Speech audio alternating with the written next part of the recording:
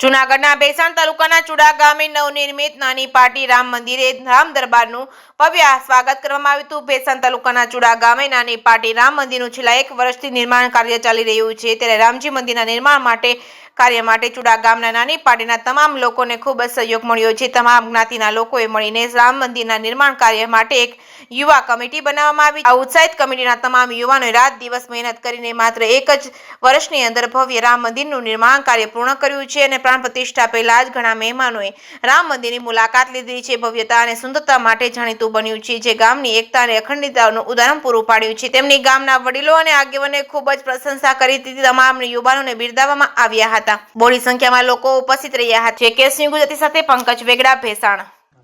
ચુડા ગામની નાની પાટી રામજી મંદિર, ત્યાં જે 3 દિવસીય કાર્યક્રમ છે 7, 5, 6 અને 7, જે એનો રામ દરબાર આવવાનો હતો તે આજે આવી ગયો છે અને સામિયા સાથે એમને પણ અહીંયા મંદિરે પણ લેવા છે અને ગામના બધા એક માણસો બધા પણ ભેગા થયેલા છે।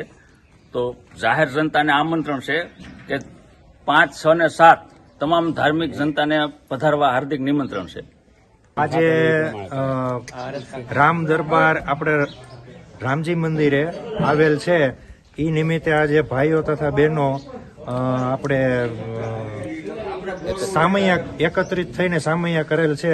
તારીખ 5, 6 અને 7 નાની પાટી રામજી મંદિરે 3 દિવસે આયોજન કરેલું છે। તેમાં યજ્ઞ અને લોક ડાયરો, દાંડિયા રાસ, રાસ ગરબા। તો ચુડા ગામના તમામ ભાઈઓ તથા બહેનોને જાહેર આમંત્રણ, બધાય 3 દિવસ પૂરેપૂરો લાભ લે।